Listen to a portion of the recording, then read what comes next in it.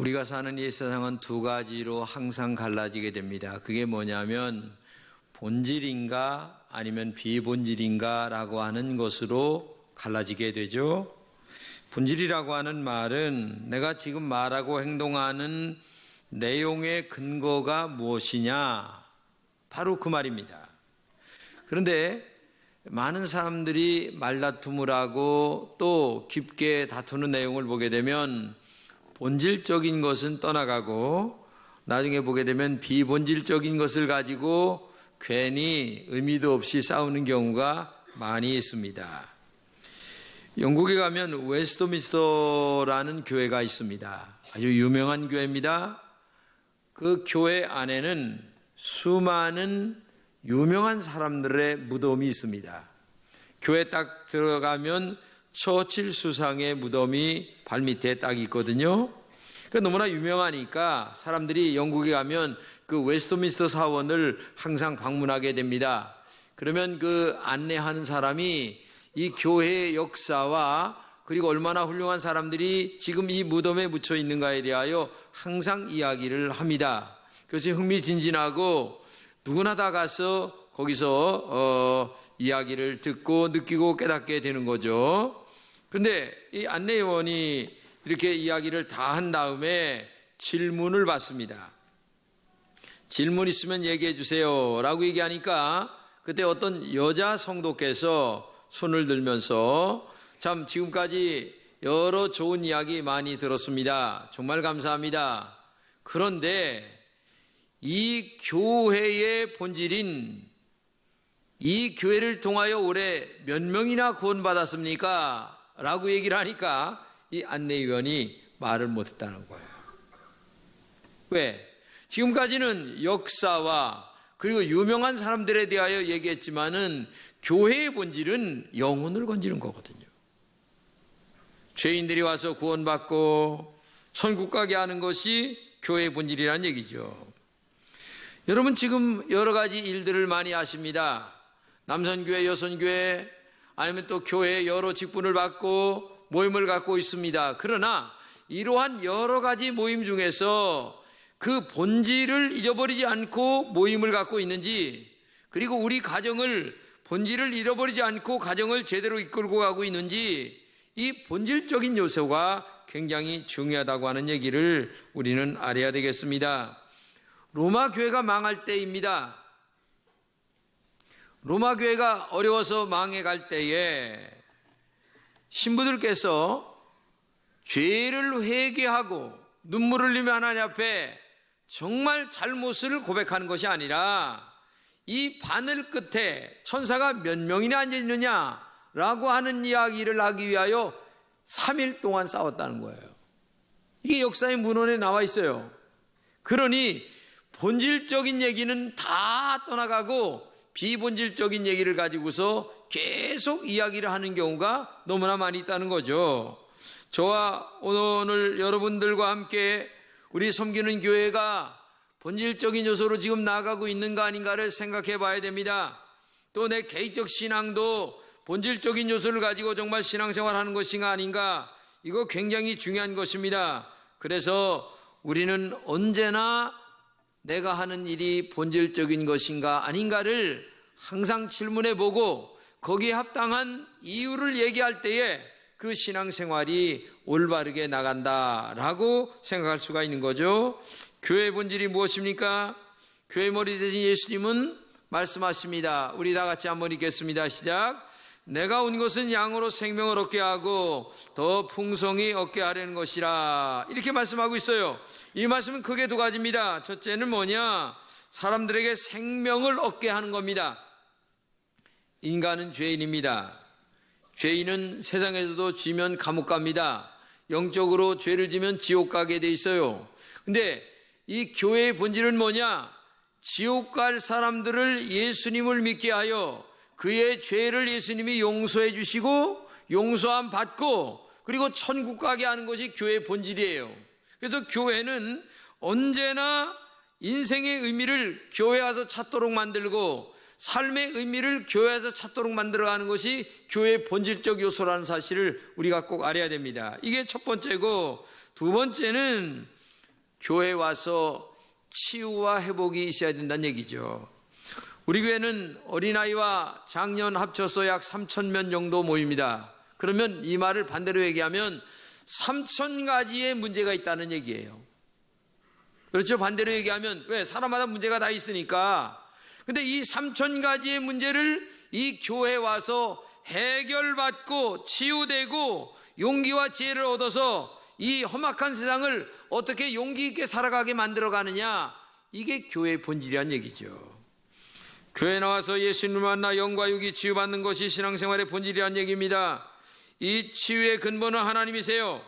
우리를 회복하지 못하게 하는 죄를 통하여 정말 예수님의 보혈로 말미암아 그 죄가 용서받고, 그리고 치유가 일어나 영혼이 풍부해지고 삶이 풍부해지도록 만들어가는 것이 교회의 본질적 요소라는 사실을 우리가 잊지 말아야 되겠습니다. 그러면 여러분의 마음이 어느 때 치유될 수 있을까요?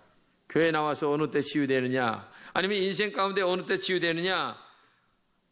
주님께서 우리의 마음을 치유했던 방법은 우리 마음을 알아주시는 것입니다. 나의 연약한 마음을 알아줄 때에 우리 마음이 치유되기 시작한다는 얘기예요.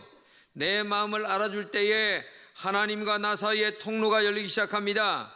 내 마음을 진실로 알아주는 분이 누구냐? 예수님밖에 없어요. 이걸 여러분 알아야 됩니다. 우리는 가족으로서 자녀와 함께 살고 부부가 함께 살고 부모와 함께 살아갑니다. 그러나 함께 있다고 하는 것이 내 마음의 아픔을 안아준다, 전부는 아니죠. 여러분, 형님의 부인을 뭐라고 얘기합니까? 형수라고 얘기합니다. 그러면 동생의 부인을 뭐라고 얘기합니까? 제수씨라고 얘기합니다. 그러면 나하고 함께 살고 있는 아내를 뭐라고 얘기합니까? 여보라고 합니까? 그 맞는 얘기죠. 여보, 남보. 그런데 요즘에 통하는 말은 왼수라고 합니다. 왜냐하면은 가장 가까이 내 마음을 알아야 될 마누라와 신랑이 내 마음을 안 알아주는 거예요. 뭐 계속 물고 늘어지는 게 마누라 신랑이니까. 그래서 요즘에는 여보 남보가 아니고 왼수, 이게 아마 맞는 얘기라고 하는데, 왜 그러느냐? 마음을 알아주지 않는 거예요. 사실 가장 용기를 주고 가장 희망을 안겨줄 사람이 누굽니까? 아내와 남편이거든요. 근데 이 분간을 파악을 해야 돼요. 지금 남편이 잘하려고 하다가 실수했어요. 그러면 지혜로운 아내 같으면, 여보, 용기를 가져야지. 내가 당신을 얼마나 사랑하는 줄 알아? 그리고 당신 손에 우리 아이들이 있어. 그러니까 용기를 가지고 열심히 살아야 돼. 내가 열심히 하나님 앞에 기도할게. 이렇게 얘기를 해야 되는데, 아니 이 왼수 같은 걸 만나가지고 내가 왜 이렇게 고생하고 앉았나? 이게 나온단 말이에요. 그러면 이게 어떻게 할 말이 없는 거예요. 이게 희망이 없는 거야, 희망이. 그래서 왼수라는 말이 그래서 나오는 거예요. 성경에 보게 되면 수가성 여인 나오잖아요. 이 여인은 남편이 6명이에요. 그러니까 얼마나 바꿨겠나 여러분 알죠? 그 말은 한마디로 얘기하면 자기도 부도덕하게 살았고 남이 봐도 부도덕하게 살았어요. 그게 자기가 자기를 생각해도 너무나 부끄러운 거예요. 그러니까 사람들이 안 보는 대낮에 물을 길러 가는 거예요. 물 길러. 그러니까 자기가 자기 마음의 벽에다가 울타리를 아주 높이 치고 살아가는 이 여인이었어요. 누구도 내 마음을 알아주는 사람이 없다. 나도 또 저 사람 또 알아줄 필요도 없다. 이렇게 울타리를 치고 살아가는 여인인데, 대낮에 물 길러 갔다가 예수님 만났잖아요. 근데 예수님께서 이 여인의 마음을 다 알아주십니다. 이해해 주십니다. 용서해 주십니다. 그러니까 이 여인이 너무 기분이 좋은 거예요. 그러니까 그냥 물동이를 버려두고 동네에 들어가가지고, 야, 내 마음을 알아주는 분이 여기 있다. 빨리들 와서 봐라. 이렇게 소리치며 동네로 들어갔던 것 여러분 아시잖아요. 이 사람이 마음을 알아준다는 게 얼마나 기분 좋은 일인지 여러분 알아야 돼요. 여러분 전도환 씨와 장대동 씨가 어떻게 그렇게 가까워졌나 여러분 제가 얘기를 들어보니까 이 장세동 씨는 전남 고흥 사람으로 육군사관학교 들어갔는데 지역 차별 문제 때문에 사실 출세의 길이 엄청나게 막혀 있게 됐다는 얘기죠. 그런데 월남전에 갔는데 이 전두환 씨는 대대장이고 장세동 씨는 중대장이었어요. 근데 어느 날 달이 밝은 날인데 이 장세동 씨와 함께 앉아 있는데, 세동아, 너 많이 어렵지? 내가 너 마음 아픈 거 알아. 내가 앞으로 잘 된다면 내가 너를 많이 생각하고 끌어줄게. 이 말 한마디에 사람이 뿅 간 거예요. 그리고 그날 밤에 가서 밤새도록 야, 내 마음을 알아주는 전두환 형님이 있다. 내가 그를 위해서 목숨을 걸겠다. 이래서 세동이 전두환이가 웅짝이 이루어진 거예요. 여러분, 사람이 마음을 알아준다는 게 얼마나 기분 좋은 일이에요. 여러분, 이게 굉장히 기분 좋은 일. 근데 여러분의 마음을 가장 보듬어 주시고 여러분의 아픈 마음을 가장 감싸주신 분이 누군 줄 아세요? 예수님이세요. 그 어느 사람도 내 마음 알아주지 않고 마누라도 알아주지 않고 신랑도 알아주지 않는데 예수님 앞에 나와서 한번 기도하면서 울어보세요. 성령님이 오셔서 그래, 내가 너의 마음 아픈 걸 다 안다. 너 마음 많이 아프지? 너 힘들어하는 거 안다 하면서 하나님이 내 마음을 감싸주시면서 알아주시는 거예요. 응? 내가 찌르는 내 말 한마디에 상처받은 아픔을 간직하며 떠나가는 사람들이 우리 주변에 많이 있는데도 불구하고 주님만은 그래, 너 누구한테 상처받았지?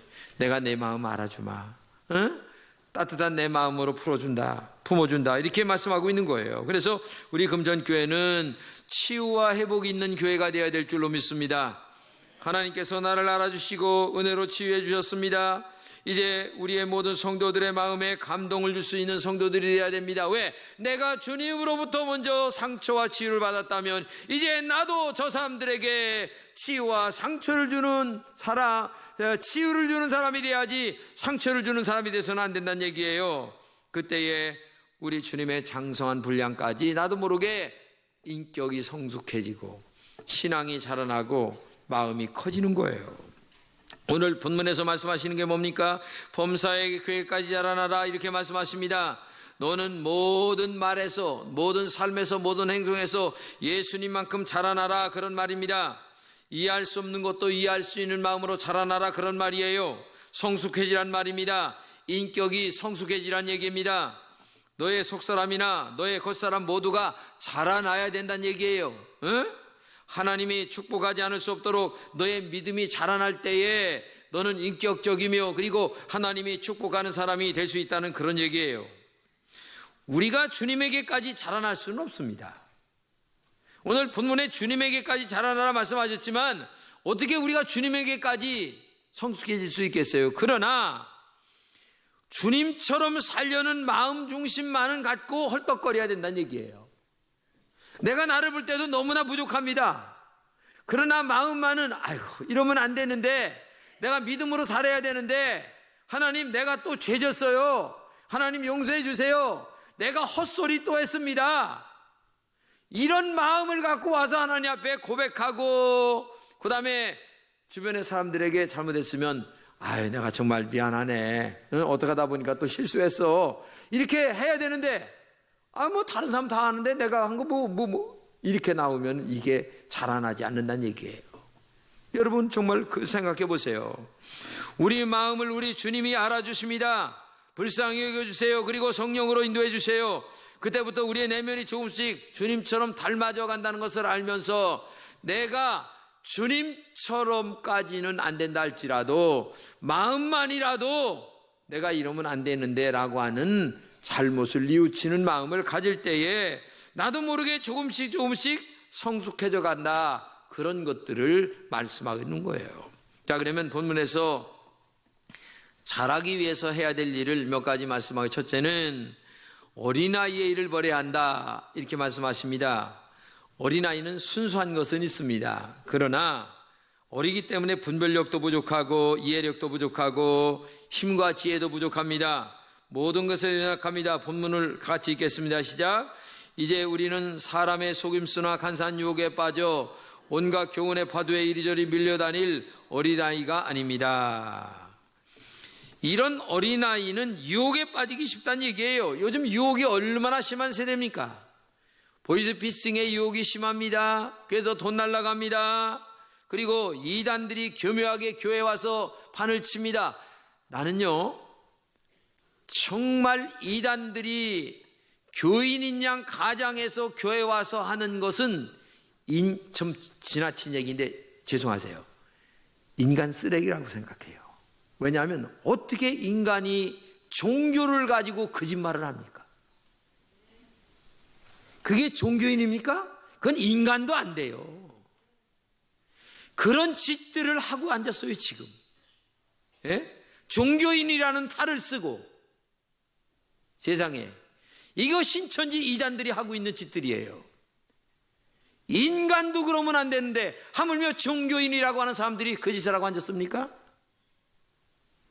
여러분, 이거는 있을 수도 없는 일이에요. 마귀는 수많은 방법으로 우리를 유혹합니다. 그게 마귀의 역사, 귀신의 역사예요. 그게. 그러나 축복의 사람은 그런 어떤 유혹에도 넘어가지 않습니다. 요셉은 나이가 굉장히 어렸지만은 그러나 그의 믿음은 누구보다도 성숙했기 때문에 보디발이라고 하는 여인이 그를 유혹할 때도 내가 어찌 하나님 앞에 득죄하겠느냐 하면서 넘어가지 않았잖아요. 이게 실제 성경에 있었던 얘기 아니겠습니까? 왜? 성숙하니까. 정말 부탁합니다. 이런 유혹에 넘어가지 않는 좀 성숙한 여러분 되시기를 주님의 이름으로 축복합니다. 두 번째, 어린아이는 쉽게 요동을 합니다. 어린아이는 다른 사람들의 꼬임에 너무나 빨리 넘어갑니다. 분별력이 없기 때문에 그래요. 그래서 우리가 어린아이를 키울 때에 모르는 사람이 너 뭐라고 얘기하걸랑 빨리 집으로 도망쳐 와라, 이렇게 우리 아이들을 지도하는 거 있잖아요. 응? 왜? 약한 분별력이기 때문에 그래요. 그래서 여러분들도 그런 어린 신앙에서 빨리 벗어나야 된다는 얘기예요. 미국의 황야지대에는 방울뱀이 굉장히 많아요. 근데 이 방울뱀이 다람쥐를 잡는 방법이 하나가 있는데, 다람쥐가 있는 것을 보면은 나무 밑에서 꼬리를 흔들면서 딸랑딸랑 흔들어요. 그러면 소리가 나니까 이 나무에 있는 다람쥐가 딱 쳐다본다는 거예요. 근데 그 쳐다보는 순간에 이 방울뱀의 눈과 그 다람쥐의 눈이 딱 부딪히면은 정신을 잃고 그냥 뚝 떨어진다는 거야. 그러면 그때 영락없이 잡아먹는다는 얘기죠. 여러분, 이처럼 인간도 죄의 함정에 빠지기 시작하면 눈이 멀건해집니다. 삶이 허둥댑니다. 별 수 없이 비실비실거리다가 자기도 모르게 그 죄의 함정에 빠져서 허우적거리고 마는 거예요. 그러면 마귀가 와서 덥석 삼켜버리면서 아주 올가미를 씌워버리고 죽어버리게 만든다는 얘기예요. 그렇기 때문에 죄와 덫에 걸리면 빠져나오기가 정말 어려운 것처럼 정말 여러분과 제가 이 죄의 덫에 걸리지 않기를 축복합니다. 아담과 하와가 선악과를 보자마자 죽음의 덫이 걸린 것 여러분 아시잖아요? 성경에 보게 되면 다윗도 평안하고 행복할 때에 옥상에서 뒷짐을 딱 찢고 이렇게 왕궁을 거닐다가 목욕하는 여인을 보다가 죄의 덫에 걸려서 가정 풍파가 일어난 거 여러분 아시잖아요? 삼손도 드릴라의 유혹에 넘어가서 결국은 나중에 목숨까지 잃어버리는 역사가 있었습니다. 믿음의 사람은 새가 머리를 지나가는 것은 막을 수 없습니다. 그러나 그 새가 내 머리에 둥지를 트는 것은 막아야 됩니다. 죄악의 둥지를 내 가슴에 틀게 만들면 안 된다는 얘기예요. 정말 이것은 절제해야 되고 우리가 내 마음을 다스려야 될 중요한 일 중에 하나가 아니겠습니까? 그러므로 우리가 어린아이 예수를 버리는 것이 중요합니다. 어린아이와 같이 세상적인 유혹에서 벗어나야 합니다. 어린아이와 같은 나 중심의 신앙에서 벗어나야 합니다. 여러분들이 신앙에 자라는데 방해를 받는 것이 무엇입니까? 생각해 보세요. 어린아이와 같은 연약한 것들, 이것을 과감하게 정리하지 아니하면 성숙하지 않는 거예요. 자라나지 못하는 거예요. 응? 내 안을 비울 때에 더 좋은 것들이 채워지는 것처럼, 그러므로 나에게 축복을 방해하는 어린아이와 같은 것들을 비우는, 과감하게 떨쳐버리는 여러분 되시기를 주님의 이름으로 축복합니다. 두 번째는 사랑을 할 때에 우리가 자라나게 된다고 말씀하세요. 본문에 이렇게 얘기합니다. 오직 사랑 안에서 참된 것을 하여. 우리 주님에게까지 자라나게 하는 요소가 뭐냐? 사랑이라고 하는 얘기입니다. 사랑을 체험하지 않는 사람은 사랑을 줄 수 없어요. 그래서 최고의 사랑은 누구의 사랑이냐? 나를 사랑할 줄 아는 사람, 나를 존귀하게 여길 줄 아는 사람이 사랑할 줄 아는 사람이에요. 내가 나를 사랑할 때에 다른 사람이 귀한 것도 아는 거예요. 그래서 이제는 나를 사랑하던 사람이 다른 사람을 사랑하는 단계까지 나아갈 때에 최고의 사랑이 될 수가 있다. 그러므로 하나님의 복음을 내가 선포할 수 있어야 됩니다. 내가 죄인 되었을 때에 하나님이 나를 사랑해 주셨는데 이제는 나도 사람을 사랑해야지 라고 하는 마음으로 나가야 된다는 얘기예요. 이 십자가의 보혈의 사랑을 선포하고 나눠야 된다는 얘기입니다. 이때에 나를 이깁니다. 이 악한 세상도 이길 수 있어요. 성경은 나와 세상을 이길 수 있는 힘은 하나님의 아들 예수 그리스도를 믿는 믿음이다, 이렇게 말씀하고 있어요. 예수를 믿는 믿음이 있을 때만이 이 악한 세상을 이길 수가 있다는 그런 얘기예요. 그렇기 때문에 오늘도 여러분 하나님의 십자가의 사랑이 가슴에 이글거리게 타시기를 주님의 이름으로 축복합니다. 대구 수성교회 김종도 목사님이라고 계시는데 이분이 고등학교 때 예수를 믿습니다. 그리고 군대를 갔는데 이게 뭡니까? 결핵에 걸립니다. 그래서 정말 결핵을 걸려서 고생을 많이 해요. 그러다가 가추사에 또 어떻게 갔어요. 근데 나중에 가추사에 갔는데 가추사에서 결핵 걸린 걸 알고서 병원으로 이송을 했는데 병원에 이송해서 고생을 하는 중에 군의관으로 있던 대위 아무개 사모님을 만나서 가정을 이뤘어요. 그래서 이제 나중에 결핵도 고치고 하나님의 은혜가 너무나 크니까 신학교 가서 목사가 됐는데 이제 한 40년이 지났어요. 근데 가만히 돌이켜보니까 너무 하나님의 은혜가 큰 거야. 야, 내가 죽을 병에서 건졌지. 아니 죄에서 구원받아 또 목사가 됐지.